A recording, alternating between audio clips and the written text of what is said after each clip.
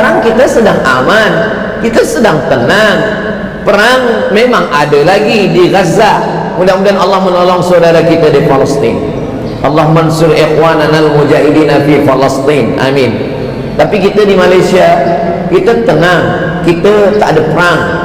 Kalaupun ada perang, perang dalam hati berkecamuk antara memilih hak batil, antara baik tak baik.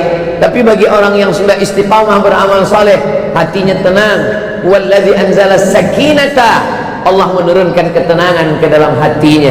Di antara menyebabkan ketenangan itu duduk dalam majlis-majlis ilmu. Maka Nabi Muhammad sallallahu alaihi wasallam sudah tahu bahwa nanti di akhir zaman ada orang-orang yang mencaci maki Abu Bakar Siddiq. Assalamualaikum warahmatullahi wabarakatuh. Alhamdulillah, Allahumma salli ala Sayyidina Muhammad ibn Abdullah wa ala alihi wa sahbihi wa man tabi'ahu wa mawalah. Allahumma allimna ma yanfa'una wa anfa'na bima 'allamtana innaka antal alimul hakim. Rabbi shrah li sadri wa yassir li amri wa hlul 'uqdatam min lisani yafqahu qawli. Encik-encik, puan-puan, tuan-tuan, muslimin muslimat, semua kita yang berhadir ini insyaAllah dimuliakan Allah subhanahu wa ta'ala. Amin ya rabbal alamin. Hari ini kita sudah sampai pada tarikh 3 hari bulan Muharram dari hijrahnya Nabi Muhammad sallallahu alaihi wasallam. Yang akan kita bahaskan dalam pertemuan ini adalah beberapa sahabat Nabi yang boleh kita ambil pelajaran dari kehidupan dia yang ada hubung kait dengan hijrah Nabi Muhammad sallallahu alaihi wasallam. Yang pertama, ada seorang lelaki namanya Suhaib. Hurufnya huruf Sad, huruf Ha, huruf Ya, huruf Ba. Suhaib. Dia orang Rum. Maka ujung nama, biasa ujung nama tu kita dah tahu dia datang dari mana. Suhaib Ar-Rumi. Suhaib Ar-Rumi maknanya dia orang Rum. Ada nama Syekh Dawud Al-Fatani, maknanya dia dari Patani. Nanti pelajar-pelajar kita ni mungkin ada jadi ulama. Syekh Ahmad Al-Bentumi, dia Bentung. Jadi ujung, amin ya rabbal alamin. Jadi ujung nama tu nasab, ianya namanya ia nisbah. Al-Makki, Al-Madani, Al-Misri, Al-Yamani, Ar-Rumi, mana dia orang Rom. Dia bukan orang Makkah, dia bukan orang Arab. Dia datang merantau ke Makkah, dia berniaga. Selepas itu dia pun menjadi orang yang kaya.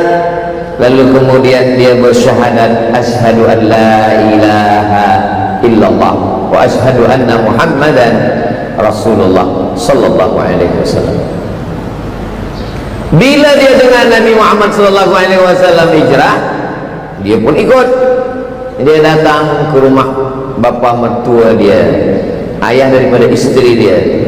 Kata dia, saya nak bawa anak dan istri saya ikut pindah bersama Nabi Muhammad sallallahu alaihi wasallam. Kata ayah mertua dia, dulu engkau datang ke Makkah ini sendiri, tak ada sesiapa. Maka bila engkau nak pergi ikut Muhammad sallallahu alaihi wasallam, maka tinggalkanlah anak dan istri engkau. Bila nak pergi, pergilah. Tapi bila engkau sayang anak dan istri, maka engkau jangan ikut Muhammad sallallahu alaihi wasallam dan engkau tetap berada di kota Makkah Al-Mukarramah. Jadi pilihan Suhaib antara dua, tinggal anak istri atau tinggal Nabi Muhammad sallallahu alaihi wasallam. Disitulah hijrah. Al-hijratu tufarriqu bainal haqqi wal batil. Hijrah inilah yang menampakkan mana orang yang betul-betul lillahi ta'ala, mana orang yang hanya hawa nafsu, mana orang-orang yang betul mukhlisin lahuddin, mana orang-orang yang hanya, mohon maaf, munafik. Ketika itu Suhaib dia memilih Nabi Muhammad sallallahu alaihi wasallam. Dia tinggalkan anaknya, dia tinggalkan istri. Tapi macam mana perniagaan ni? Ada dinar emas, ada dirham, ada perak. Maka dia pun ingin pergi. Maka pembesar-pembesar daripada Quraisy datang. Wahai Suhaib, dulu engkau datang kemari sebatang kara, tak ada harta, tak ada niaga.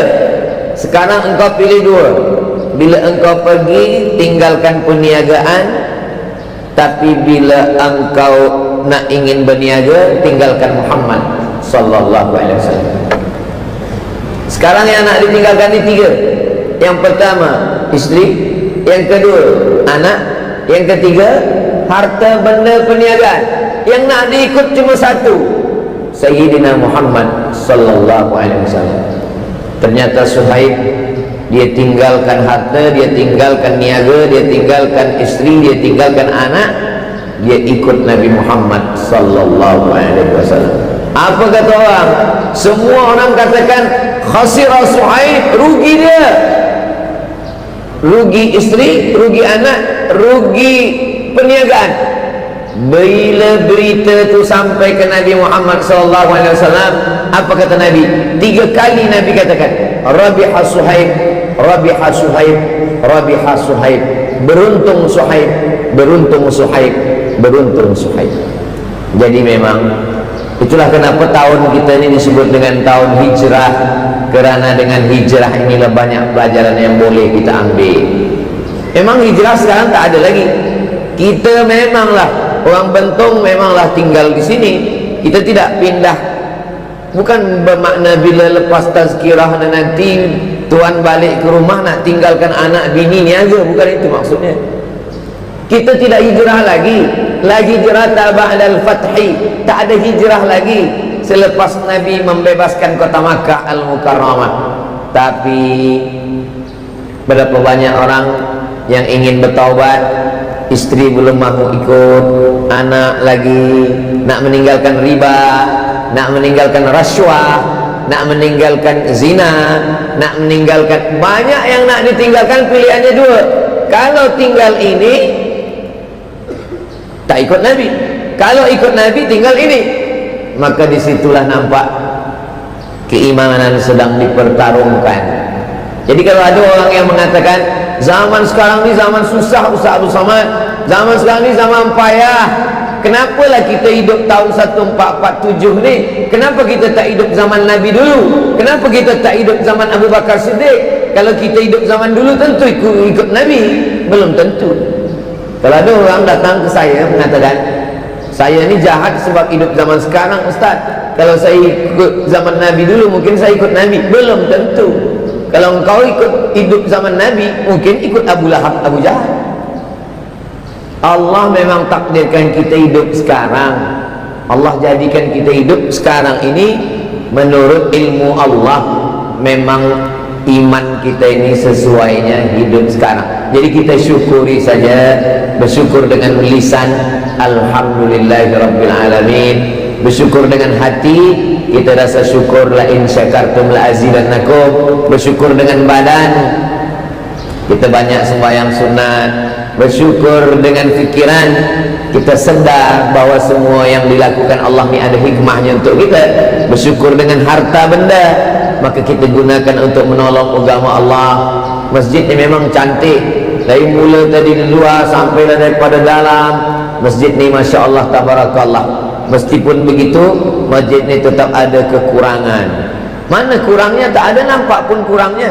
Ada tertulis di sini, kutipan dana untuk pembangunan masjid, antaranya menukar bumbung dewan makan dan kanopi kepada bumbung yang lebih kokoh dan kekal. Itu masih, walaupun tak nampak, tapi di atas meja ini nampak.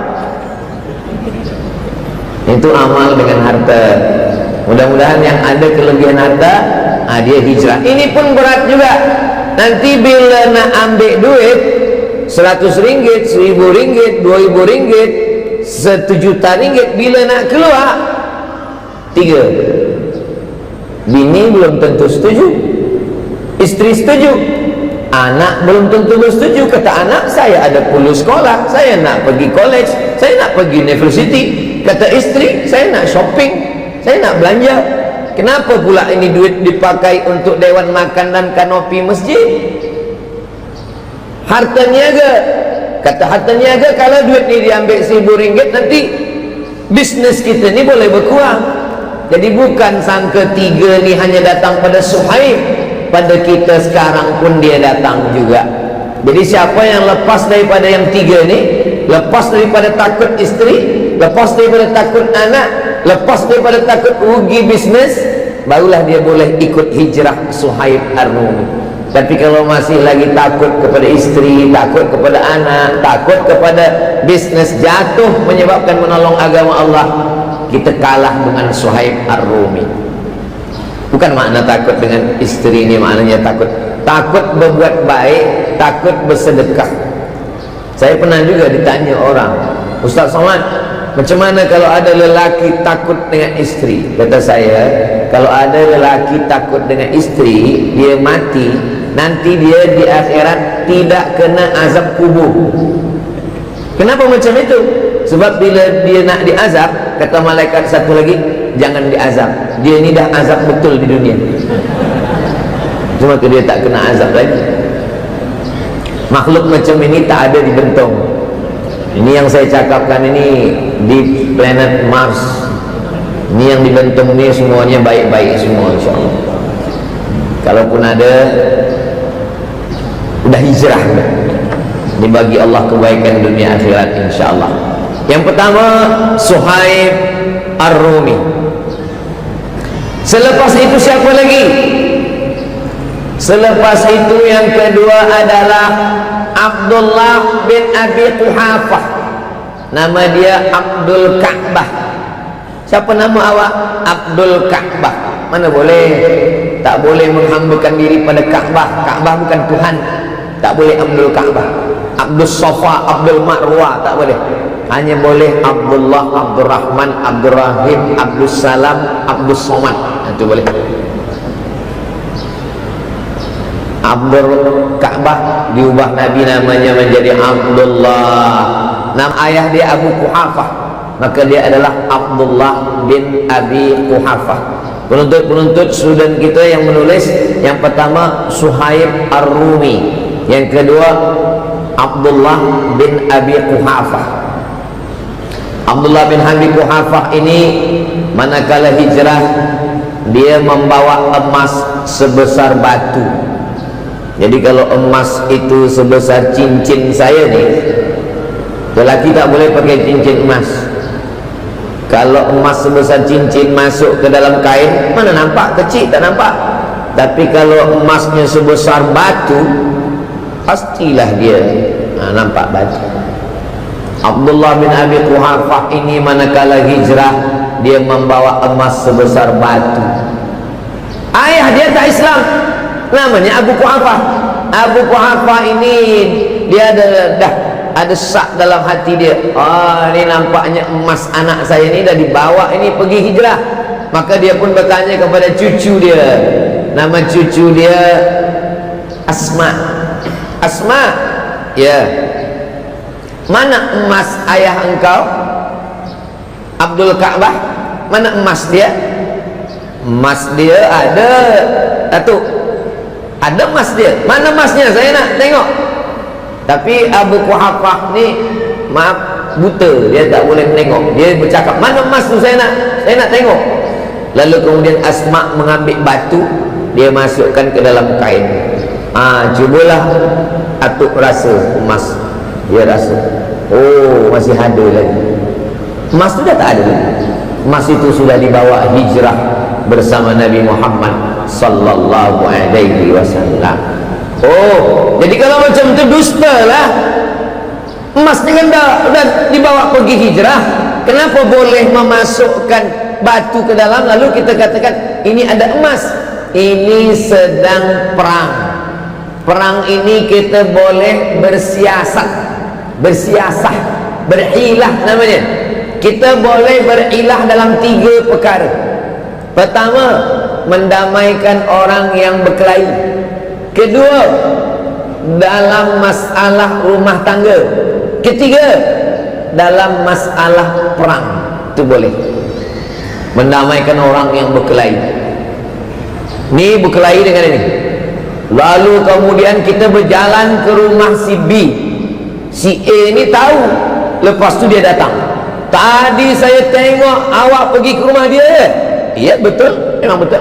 Ada dia cerita tentang saya tadi. Sekalipun dia tak ada cerita tentang awak. Maksudnya sekali tak ada, 10 kali ada. Waktu tu kita bukan bohong, kita bukan dusta. Itu namanya hilah. Hilah itu supaya mereka berdamai. Boleh kita katakan dia tadi mengucapkan salam. Tak salah, memanglah dia ucapkan salam, tapi bukan untuk awak. Dia tadi tak ada cerita tentang awak, sekali pun tak ada. Dia ucapkan salam. Memanglah tadi masa jumpa ucapkan salam, assalamualaikum. Bukan kita kata salam untuk awak. Kita tidak sedang berdusta, sebab mendamaikan dia. Yang kedua, rumah tangga. Pagi-pagi isteri memasak nasi goreng. Dia masak, lepas tu dia tanya, macam mana nasi goreng ni bang? Rasa-rasanya seumur hidup abang belum pernah nasi goreng macam ni. Dia sangka sedap, rupanya masinnya. Boleh, kita tak ada cakap sedapnya, kita katakan Masya Allah, Tabarakallah. Padahal dalam hati, la haula wa la quwata illa billah, inna lillahi wa inna ilaihi raji'un. Berdamai. Tak boleh, masa tu jangan jujur. Kalian kan belum menikah lagi. Yang ketiga, perang. Na'udzubillah, na'udzubillahnya datang berperang. Tiba saja datang orang kafir musuh ke rumah student kita, pelajar kita, dia dah jadi tentera mujahid fisabilillah. Datang musuh nak membunuh. Ada Ustaz Somad di sini? Maka kamu menjawab, Ustaz Somad tidak ada di sini. Ustaz Somad ada dalam, di sini yang dia tak ada. Ini namanya berhilah. Maka ketika itu Asma memasukkan batu ke dalam, lalu kemudian atuk dia Abu Quhafah merasa, oh masih ada lagi, padahal emas itu sudah dibawa hijrah Nabi Muhammad sallallahu alaihi wasallam. Ini lelaki ini namanya Abdul Ka'bah. Nama dia diubah Nabi menjadi Abdullah. Nama ayahnya Abu Quhafah. Emas dia bagi ke Nabi. Apa lagi dia bagi ke Nabi? Anak gadis dia. Anak gadis dia namanya Aisyah. Oh, Abu Bakar lah, belum lagi. Lepas dia bagi anak gadis dia, itulah baru jadi nama dia Abu Bakar. Abu ayah, Bakar gadis, ayah gadis. Sebab anak dia itulah satu-satunya isteri Nabi yang masih gadis. Dia bagikan kepada Nabi SAW. Selepas itu barulah dia dipanggil, ya Abu Bakar, wahai engkau Abu Bakar Siddiq. Siddiq di ujung nama dia itu pun ada kisahnya. Ketika Nabi mengatakan saya dari Masjidil Haram, lepas itu ke Masjidil Aqsa, lepas itu naik ke Sidratul Muntaha, apa kata orang kafir musyrik? Muhammad sallallahu alaihi wasallam, cuba engkau tegak. Tegaklah Nabi. Cuba angkat kaki engkau sebelah. Nabi angkat sebelah. Cuba angkat sebelah lagi. Kata Nabi, kalau angkat kaki dua jatuhlah. Kalau dua kaki engkau pun jatuh, engkau angkat, macam mana engkau nak terbang dari Masjidil Haram ke Masjidil Aqsa naik ke Sidratul Muntaha? Mendustakan Nabi sallallahu alaihi wasallam. Tapi masa itu manakala Nabi bercerita, apa kata dia? Sadaqnaka, saya membenarkan engkau ya Rasulullah. Itulah maka dia dipanggil dengan As-Siddiq, orang yang membenarkan Nabi ketika yang lain mendustakan Nabi Muhammad sallallahu alaihi wasallam. Abu Bakar Siddiq. Maka kalau ada orang yang mencaci maki Abu Bakar Siddiq, tiap subuh dia angkat tangan mencaci maki Abu Bakar dan Umar. Allahumma la'an sanamai Quraisy, ya Allah laknatlah dua berhala Quraisy, laknatlah dua patung Quraisy. Maksudnya dua berhala ini Abu Bakar dan Umar. Itulah Syiah Rafidah yang menolak Rafidah menolak Khalifah Abu Bakar kerana mereka mengatakan Nabi itu meninggal diteruskan oleh Sayyidina Ali radhiyallahu anhu. Maka mereka disebut dengan Syiah Rafidhah. Mereka mencaci maki. Apa kata Nabi sallallahu alaihi wasallam? La tasubbu ashabi, jangan caci maki sahabat saya. Lau anfaqa ahadukum mithla Uhudin zahaban, kalau ada di antara kamu yang bersedekah emas sebesar bukit Uhud, ada emas dia sebesar bukit Uhud, dia sedekahkan, tak sampai setengah tapak tangan Abu Bakar Siddiq. Karena kalau ada orang sekarang bersedekah emas sebesar bukit Uhud, sekarang kita sedang aman, kita sedang tenang. Perang memang ada lagi di Gaza. Mudah-mudahan Allah menolong saudara kita di Palestin. Allah mansur ikhwanana al-mujahidina fi Palestin. Amin. Tapi kita di Malaysia, kita tenang, kita tak ada perang. Kalaupun ada perang, perang dalam hati berkecamuk antara memilih hak batil, antara baik tak baik. Tapi bagi orang yang sudah istiqamah beramal saleh, hatinya tenang. Wallazi anzala sakinata, Allah menurunkan ketenangan ke dalam hatinya. Di antara menyebabkan ketenangan itu duduk dalam majlis-majlis ilmu. Maka Nabi Muhammad sallallahu alaihi wasallam sudah tahu bahwa nanti di akhir zaman ada orang-orang yang mencaci maki Abu Bakar Siddiq. Nanti bila tuan-tuan dengar dalam tazkirah mencaci maki Abu Bakar, ini salah satu daripada puak firqah dhallah, bahkan kafir, kerana dia mencaci maki orang yang disebutkan Nabi dalam Al-Quran. Abu Bakar ada dalam Al-Quran.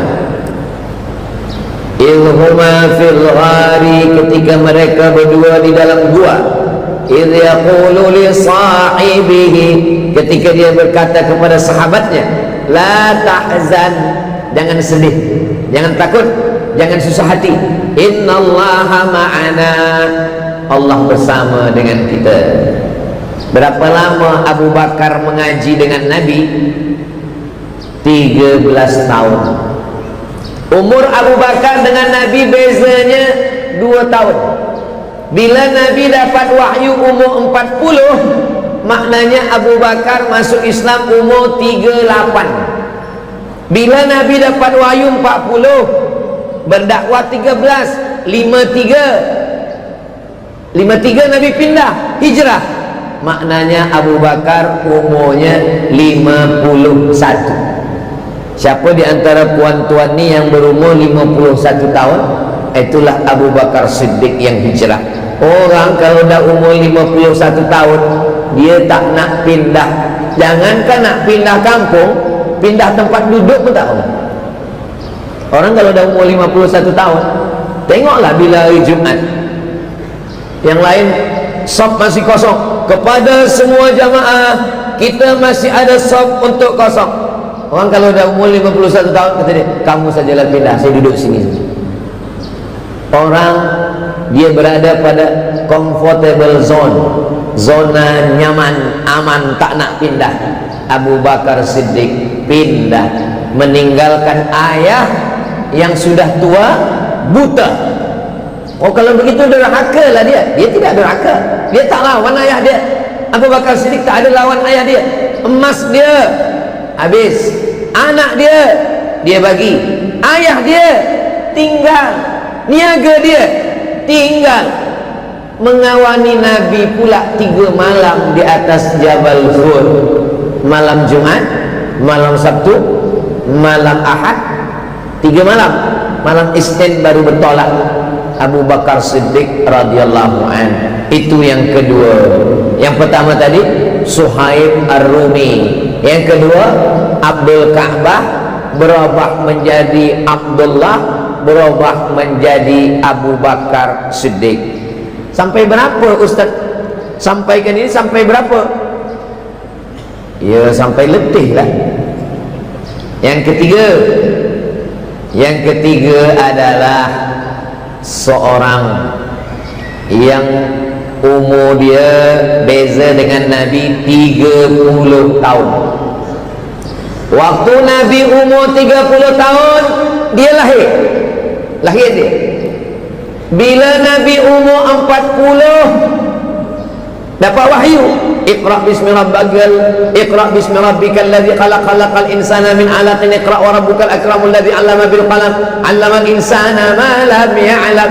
Nabi umur 40, beza dia 30. Berarti ketika Iqra turun dia berumur 10. Itu maka Abu Bakar Siddiq radhiyallahu an, Umar bin Khattab radhiyallahu an, Utsman bin Affan radhiyallahu an, Ali bin Abi Thalib karramallahu wajhah, karramallahu wajhah, Allah muliakan muka dia, muka dia.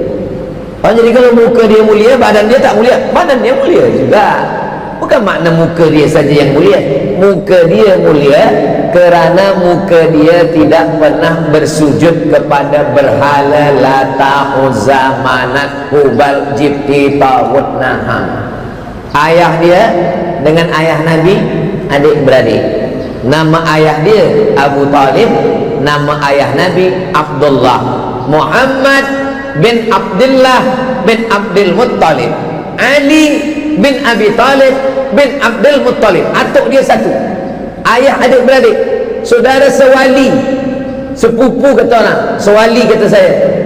Kalau sepupu tu mak kita adik beradik, mak saya dengan mak dia adik beradik sepupu. Tapi kalau ayah adik beradik sewali. Kenapa sewali?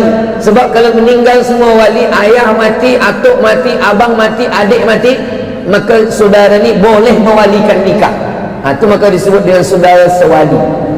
Itu saudara engkau? Ya. Saudara macam mana? Tak tahu. Kata orang saudara pula. Mesti tahu nasab kita macam mana.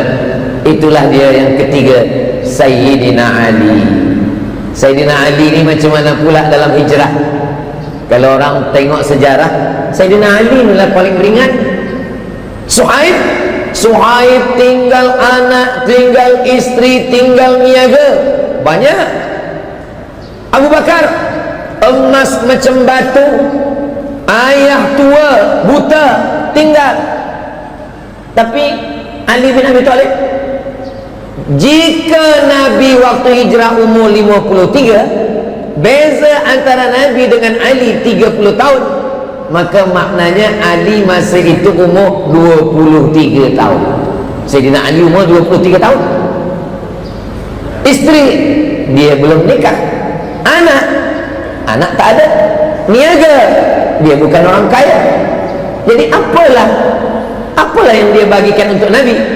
Nabi suruh dia tidur tempat tidur Nabi. Ali, ni tempat tidur saya.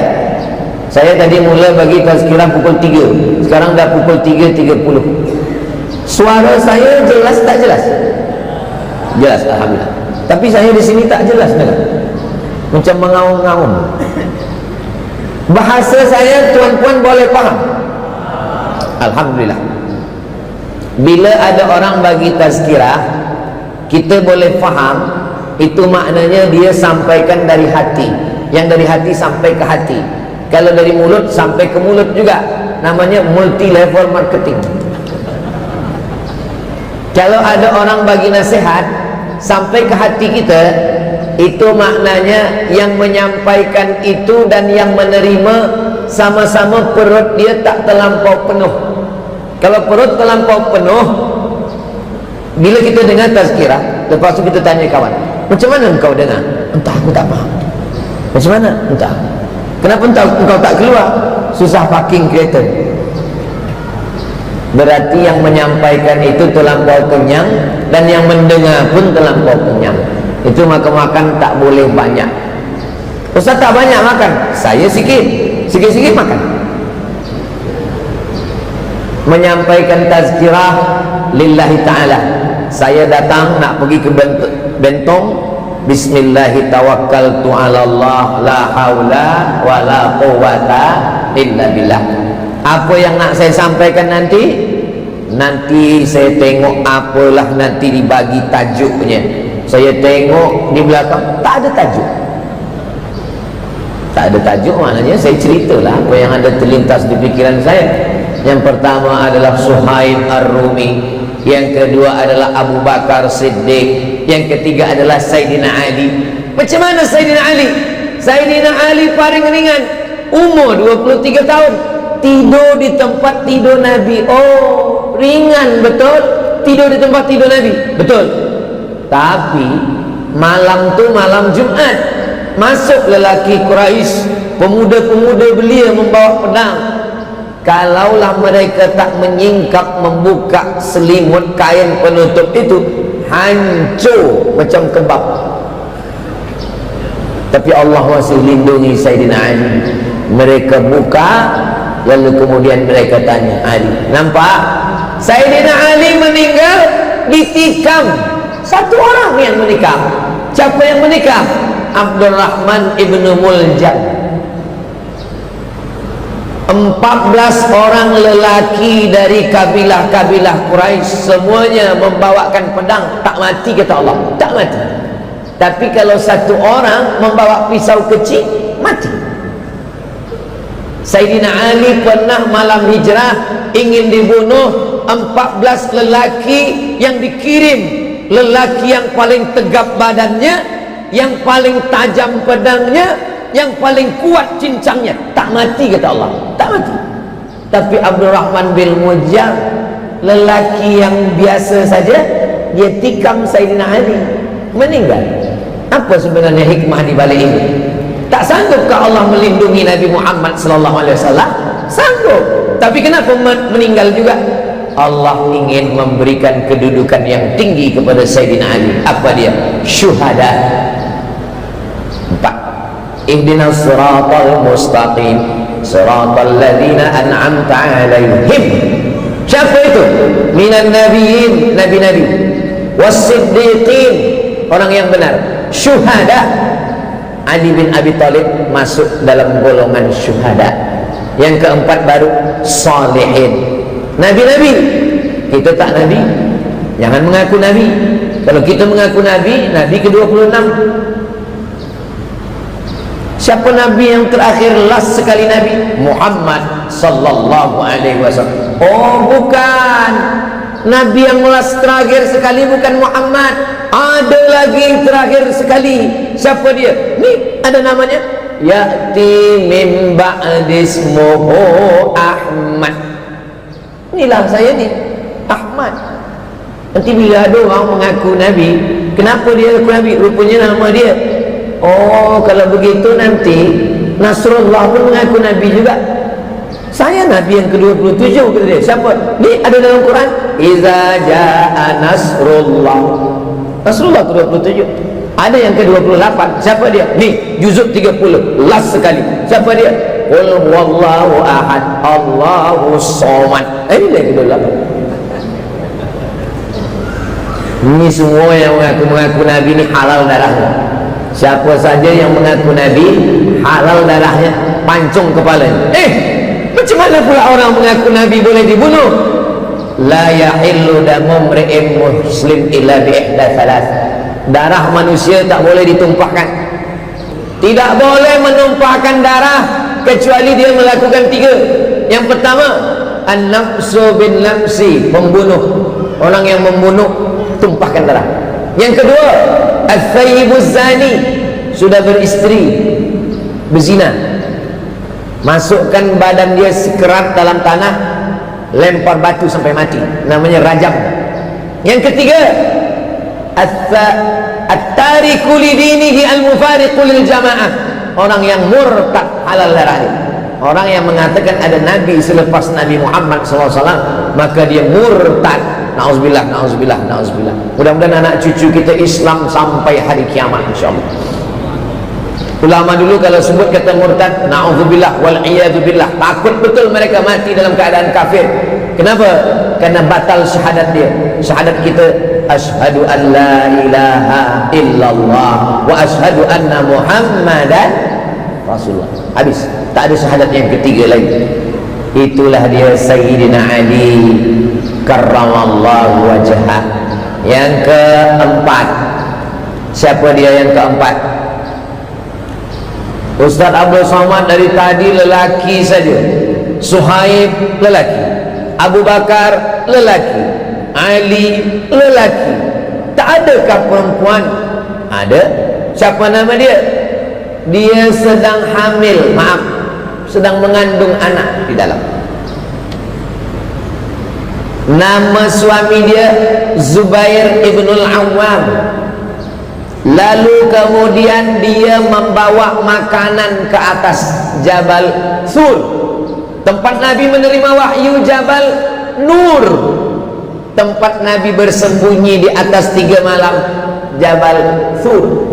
Nabi Isa alaihissalam minta doa, Allahumma anzil alaina ma'idatan minas sama.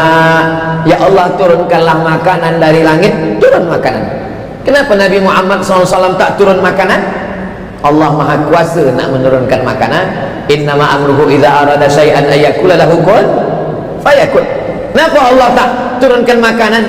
Allah ingin ajarkan kepada kita tentang hijrah ini. Nanti kalau diturunkan makanan, apa kata orang? Oh iyalah, dia Nabi, kita tak Nabi. Maka perjalanan hijrah ini penuh dengan hikmah. Maka seorang perempuan yang naik ke atas, saya manakala umrah menengok Jabal Sur dari bawah, ya Allah, jauhnya naik ke atas, curam, tajam, batu. Malam-malam dia datang ke atas membawakan makanan untuk Sayyidina wa Maulana Muhammad sallallahu alaihi wasallam. Oh, kalau 3 hari 3 malam, 3 kali lah dia naik ke Ustaz ke atas. Bukan macam tu. Makanan mereka dulu 4. Makanan Nabi zaman dulu tu 4. Yang pertama gandum, yang kedua kurma, yang ketiga zabib, kismis, yang keempat akid, susu kambing yang dijemur, dikeringkan. Jadi makanan mereka 3, 4 ni tak basi. Bukan macam kita. Kalau kita dihantar pagi, petang basi. Tempoyak, sambal belacan, nak menggulai kelapa lagi. Jadi jangan bayangkan makanannya macam makanan kita. Nabi malam itu dengan Sayyidina Abu Bakar Siddiq di atas, datang Asma membawakan gandum, membawakan kurma, membawakan daging, membawakan mentega, membawakan susu kambing, dimakan oleh Nabi Muhammad sallallahu alaihi wasallam. Jadi kalau ada orang mengatakan Islam ini tidak membagi peran kepada wanita, perempuan selalu tidak dibagi kesempatan untuk beribadah, dia belum tahu sejarah hijrah Nabi Muhammad sallallahu alaihi wasallam. Siapa yang mengatakan perempuan letaknya rendah, dipijak-pijak, di bawah tapak kaki, dia belum datang ke Masjid Sultan Ahmad Shah Bentong. Cubalah datang kemari. Perempuan lebih tinggi daripada ustaz, tu di atas. Begitulah Allah Subhanahu wa taala.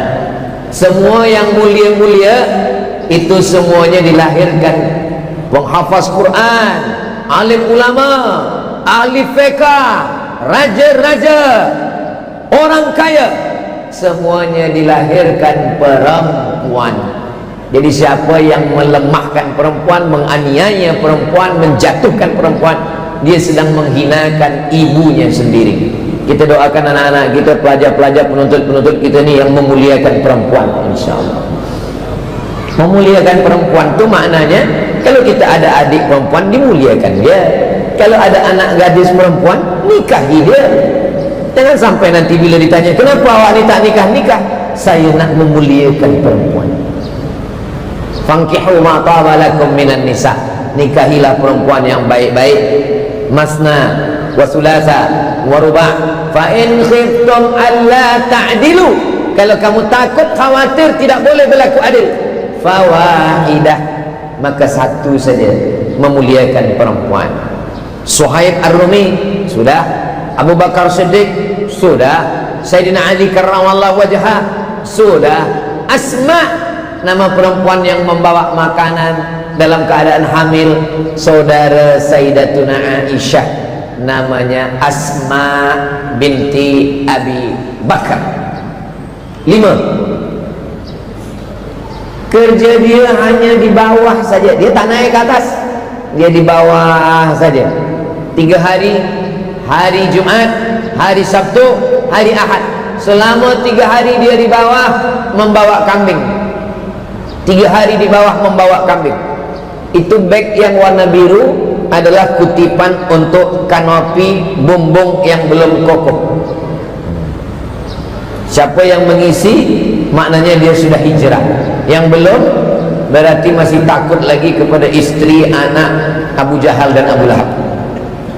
Sallallahu ala Muhammad, sallallahu alaihi wasallam, sallallahu ala Muhammad, sallallahu alaihi wasallam. Ya Nabi, salam alaika. Ya Rasul, salam alaika. Ya Habibi, salam alaika.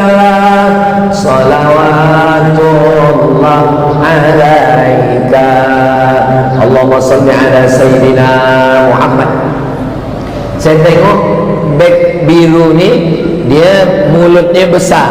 Maknanya kalau tak ada duit, puan-puan, makcik-makcik, kalau tak ada duit, boleh diisi cincin, gelang, rantai, boleh. Untuk apa ditinggalkan di rumah? Banyak-banyak nanti tinggal, diambil suami. Elok dibagikan ke masjid menjadi amal jariah sampai hari kiamat, insyaAllah. Amin ya rabbal alamin. Suhaib Ar-Rumi sudah, Abu Bakar Siddiq sudah, Sayyidina Ali sudah, Asma binti Abi Bakar sudah. Yang kelima adalah dia 3 hari hanya membawa kambing saja, tapi tugas dia sebagai spy. Dia nak tengok siapa yang naik ke atas, dia bagi kod. Ni ada orang naik ke atas, dia namanya Amir bin Fuhairah. Amir bin Fuhairah, dia pura-pura membawa kambing, bagi minum kambing, bagi makan kambing. Tapi sesiapa saja yang nanti naik ke atas, dia akan bagi tanda, ya Rasulullah, wahai Abu Bakar Siddiq, ini ada orang akan naik. Mereka ini nyawa menjadi taruhannya. Pahala mereka apa? Jihad. Man jahaza ghazian, siapa yang menyiapkan alat-alat perang, faqad ghaza, maka dia sudah berjihad di jalan Allah Subhanahu wa ta'ala. Berikutnya yang keenam. Yang keenam adalah dia kalau siang dia di Makkah, dia mendengar cakap orang Makkah, apa info-info yang ada di Makkah.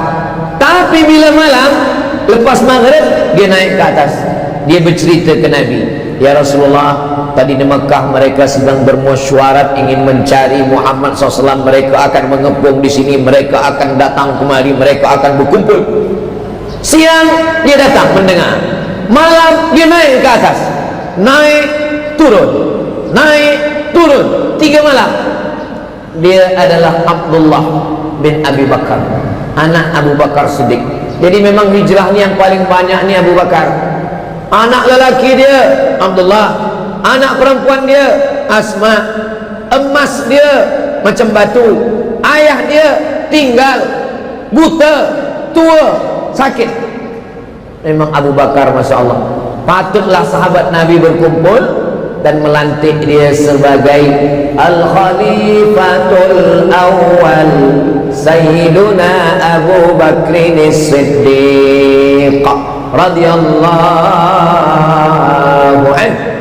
Ini lelaki ini adalah Abdullah bin Abi Bakar. Nampaknya peran mereka ini kecil-kecil saja, tapi mereka inilah yang tercatat dalam sejarah. Bila kami nak tahu tentang cerita Ustaz ini, apalah kitab yang boleh kami buka? Penuntut-penuntut catat nama kitabnya Ar-Rahiq, pakai qa. Ar-Rahiq, hanya hak kecil. Ar-Rahiq Al-Makhtum. Ar-Rahiq Al-Makhtum. Nama penulisnya Syekh Safiur Rahman Al-Mubarak Furi. Syekh Safiur Rahman Al-Mubarak Furi, Al-Hindi, dari India. Musabaqah tilawatil Quran, bukan. Musabaqah menulis sejarah Nabi Muhammad sallallahu alaihi wasallam. yang ikut 150 negara. Europe ikut, Mesir ikut, Saudi Arabia ikut, tapi yang menang dari Muslim minority, bukan Muslim majority.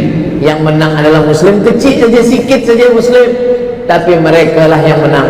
Namanya Syekh Safiur Rahman Al-Mubarakfuri. Saya suka membaca ini sebab bahasanya modern, bahasanya tak susah, dan maklumatnya juga singkat-singkat, riwayatnya tak terlampau banyak. Elok penuntut-penuntut baca untuk tahap awal. Nanti bila dah besar sikit, dah boleh baca kitab yang susah sikit, barulah baca sirah Ibn Katsir, sirah Al-Qurtubi, sirah ulama-ulama turas.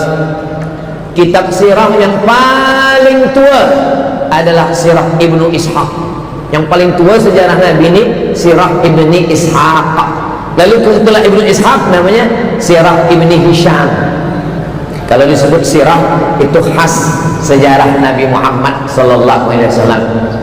Kepada tuan-puan, pergi ke bookstore, tempat jual buku, cari buku yang satu juzuk sejarah Nabi Muhammad sallallahu alaihi wasallam, bawa balik ke rumah, simpan. Bila ada waktu baca, tak ada waktu baca, simpan saja di rumah. Nanti bila kita mati, anak kita buka-buka, dia tengok, oh Masya Allah, tabarakallah, ayah saya meninggalkan satu buku yang bermakna untuk saya. Anak kita bila menengok buku tu nanti menangis dia. Kenapa dia menangis? Sebab dia tengok buku tu belum pernah dibaca ayahnya. Lebih baik kita meninggalkan buku daripada meninggalkan yang lain. Jangan sampai kita meninggalkan lagu-lagu, jangan sampai kita meninggalkan nyanyian-nyanyian. Bila dia dengarkan maksiat lalai, dosanya menjadi dosa jariah. Tapi kalau kita tinggalkan buku, boleh pula kita bacakan dengan anak-anak kita. Tak kenal maka tak sayang, tak sayang maka tak cinta. Macam mana kita tak cinta? Sebab kita tidak kenalkan. Ya, tapi Ustaz Abdul Samad bagi tazkirah 1 jam cerita tentang hijrah, mana boleh? Siapa yang sanggup bercerita tentang hijrah 1 jam? Hidup Nabi 63 tahun diceritakan dalam 63 minit. Kalau ada ustaz yang mengatakan saya boleh cerita tentang Nabi 60 minit, 63 tahun dalam 60 minit, bahasa Arabnya mustahil, tak mungkin. Ustaz Abdul Samad hanya cerita beberapa orang sahaja. Yang ketujuh, sampai Nabi Muhammad sallallahu alaihi wasallam di Yathrib. Yathrib namanya. Diubah Nabi menjadi Al-Madinah Al-Munawwarah. Disambutlah Nabi. Tala'al badru alaina min saniyatil wada' wajaba syukru alaina mada'alillahi da. Ada seorang lelaki menengok dari jauh. Ada yang memanjat batang kurma nak menengok Nabi SAW. Ada yang datang menyalami Nabi. Dia menengok dari jauh saja. Dia tengok ini Nabi betul ke Nabi palsu. Dia tak yakin sebab dia tak pernah jumpa. Dia hanya tengok dari jauh. Ini Nabi, nama dia nama dia Husain, ha sad ya nun, Husain, pendeta Yahudi. Husain artinya itu kan antara masjid dengan rumah ada dinding. Dinding tu Husain namanya. Supaya pencuri tak masuk, maka dibinalah pagar batu, itu Husain. Husain pagar batu pendek. Kalau pagar batu besar namanya Hisn. Kalau pagar batu pendek Husain.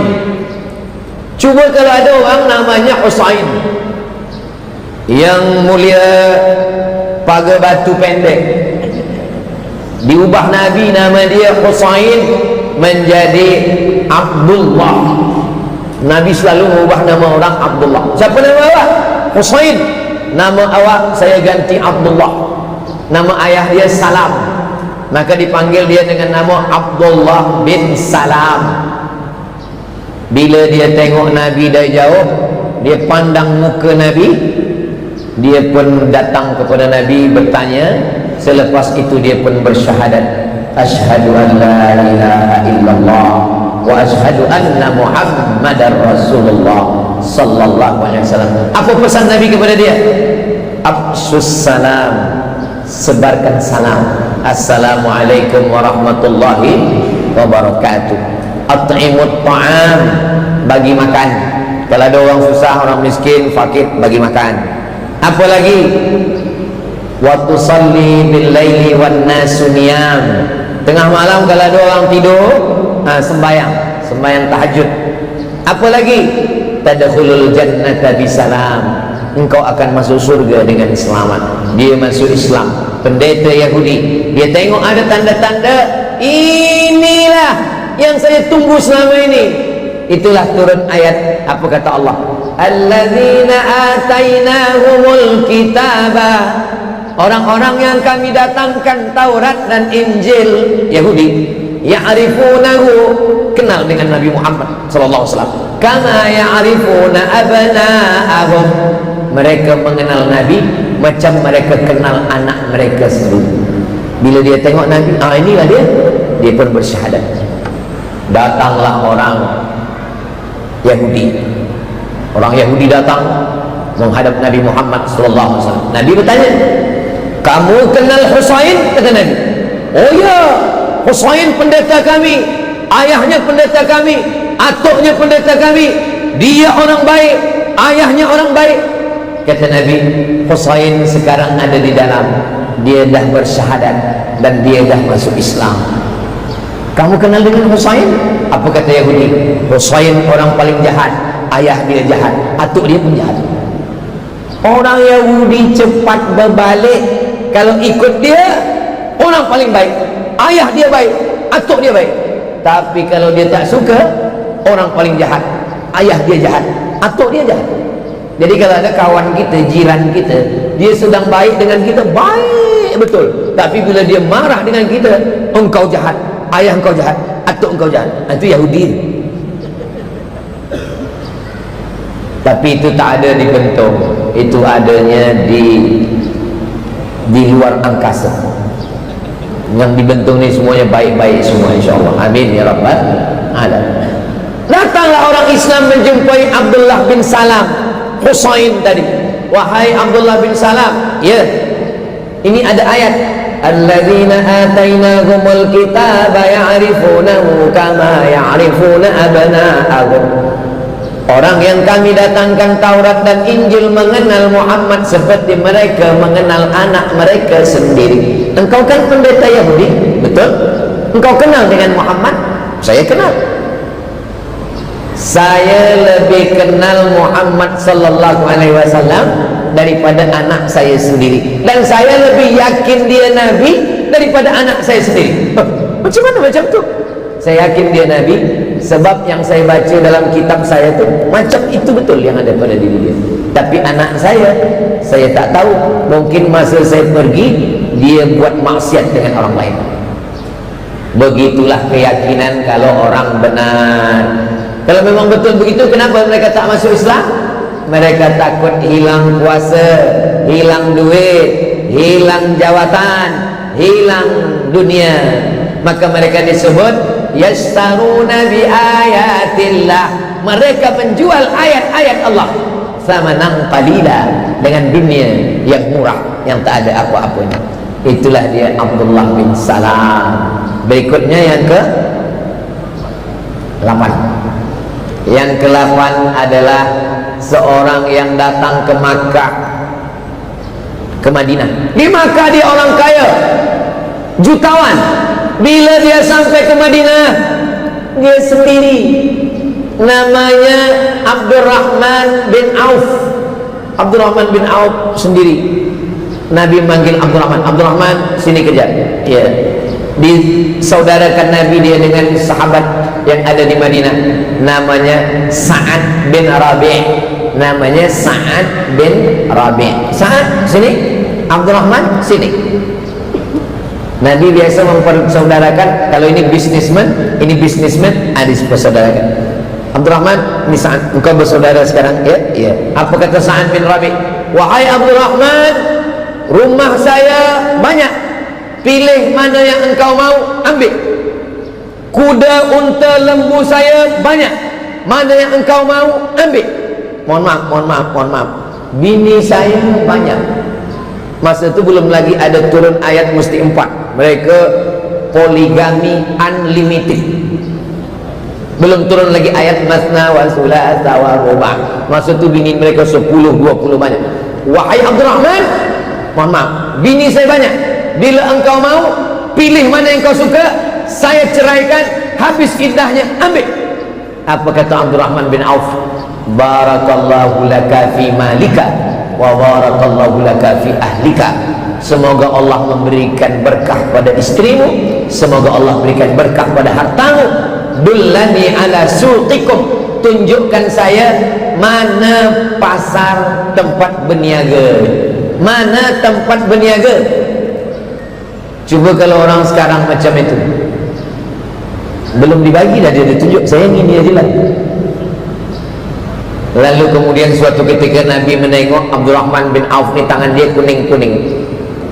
Bila ada tangan kuning, itu bekas minyak za'faran. Minyak za'faran ini, itulah dia za'faran itu yang kuning. Bila kena ke tangan agak kuning sikit, Nabi tanya, tangan engkau kena za'faran? Biasanya bila tangan kena za'faran ni dia nikah. Kata Nabi, engkau sudah nikah Abdurrahman? Ya, saya dah berniaga, ada duit sikit, saya nikah. Kata Nabi, kenapa engkau nikah diam-diam?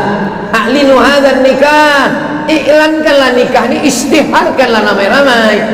Ij'aluha fil masajid, buatlah akadnya di masjid. Wadribu alaihi bid-dufuf, pukulkan gendang. Barakallah lakuma wa baraka alaikuma wa jama'a bainakuma fi khair. Nah, kalau ada orang nikah, akad di masjid, buat walimah, makan, pukulkan gendang. Lagunya lagu-lagu yang happy lah. Ini ada orang lagu pula, bila Israel, sedihlah pengantin. Kata Nabi SAW, a'linu hadzal nikah, jangan nikah diam-diam. Aulim, buatlah kenduri, buatlah walimah, walau bisyatin, satu kambing pun engkau potong cukuplah, kata Nabi. Bisyatin, satu kambing saja. Di Arab, kalau satu kambing itu maknanya 10 orang. Makna cakap Nabi itu, buatlah walimah walaupun jemputannya 10 orang pun jadilah. Di Arab kambing itu 10 orang. Kalau di kampung saya, satu kambing itu sekampung. Arab potongnya besar, tapi kalau di tempat saya kecil-kecil sampai hilang. Kita pun tak tahu tak kambing tak lembu. Begitulah mereka dulu hijrah. Kelas yang ke-9, Nabi tak tahu nak duduk di mana. Semua ajak Nabi. Kami jemput Nabi, kami jemput Nabi, kami jemput Nabi, kami bawa Nabi. Kata Nabi, di mana unta saya ni nanti turun, disitulah saya. Macam mana nak menyalahkan unta? Di mana unta turun, situlah dia. Lalu kemudian Nabi duduk di rumah Abu Ayyub Al-Ansari. Abu Ayyub Al-Ansari serumah dengan Nabi, sementara Nabi punya rumah. Nabi membeli tanah itu dibeli Nabi, diwakafkan Nabi. Itulah tanah 15 meter ke belakang, 22 meter ke tepi. Dari mimbar ni, mimbar itu 22 meter ke kiri menghadap ke kiblat. Bahagian depan rumah Nabi, belakangnya rumah Sayyidina Ali dengan Sayyidatuna Fatimah. Kecil saja kamar Nabi, bilik Nabi, bilik Sayyidatuna Fatimah dengan Sayyidina Ali. Itulah yang dikatakan Nabi, ma baina baiti, antara rumah saya wa mimbari dengan mimbar saya, raudhatun min riyadil jannah. Itu adalah satu daripada taman-taman surga. Panjang umur, sehat badan, kita boleh masuk ke taman-taman surganya nanti insyaAllah. Amin. Abu Ayyub Al-Ansari. Abu Ayyub Al-Ansari ini umurnya panjang. Bila dia umur 80 tahun, dia datang, dia dengar ada pasukan Nabi yang pergi ke Konstantinopel. Dia pernah mendengar hadis Nabi. Kata Nabi, la taftahunna al-Qastantiniyah, kamu akan merebut Konstantinopel. Wala ni'mal amiru amiruha, panglima perang yang terbaik. Wala ni'mal jaisyu dzalikal jais, dan pasukan tentera terbaik. Masa itu umur dia 80 tahun, dia datang, saya nak menjadi pasukan terbaik yang merebut Konstantinopel. Umur 80 tahun dia ikut berperang, dan dia meninggal sebagai syahid. Kubur dia di Istanbul. Abu Ayyub Al-Ansari, panjang umur, sehat badan. Kita pergi umrah, singgah di Istanbul, ada pokok kayu besar, ada kubur. Ketika Muhammad Al-Fatih ingin merebut Konstantinopel, maka dia dibawa oleh gurunya namanya Agha Syamsuddin berziarah ke kubur Abu Ayyub Al-Ansari. Sampai hari ini orang banyak berziarah. Dulu Salahuddin, dulu Muhammad Al-Fatih ingin menaklukkan Konstantinopel, berziarah dulu. Sebab ini orang umur 80 tahun ingin menaklukkan Konstantinopel. Ini umur 19 tahun, saya ingin menaklukkan Konstantinopel. Sekarang banyak juga budak-budak belia yang pergi umrah, dia berziarah juga. Dulu Muhammad Al-Fatih ziarah ke sini ingin menaklukkan Konstantinopel. Awak berziarah sini nak menaklukkan siapa? Nak menaklukkan hati dia. Mana perjuangan belia-belia kita. Itulah beberapa yang boleh saya riwayatkan tentang hijrahnya Nabi Muhammad sallallahu alaihi wasallam. Tadi saya mula pukul 3, sekarang dah pukul 4. Mudah-mudahan 1 jam kita duduk di majlis ilmu ini, yang baik-baik datang dari Allah, yang tak baik dari hamba Allah yang baik. Akhirnya saya ucapkan tahniah, selamat tahun baru hijrah 1447. Mudah-mudahan tahun ini lebih baik daripada tahun yang lampau, dan kita lebih istiqamah, lebih taat, lebih sihat, lebih bahagia. Amin ya rabbal alamin. Di akhir majlis saya tutup dengan pantun penutup, menangkap puyuh di Bukit Selasih. Thank you dan terima kasih. Aku qouli hadza astaghfirullah li wa lakum wa li sairil muslimin wal muslimat. Subhanakallahumma wa bihamdika asyhadu an la ilaha illa anta astaghfiruka wa atubu ilaik. Wa sallallahu ala sayyidina Muhammad wa ala alihi washabbihi wasallam. Walhamdulillahirabbil alamin. Wassalamualaikum warahmatullahi wabarakatuh.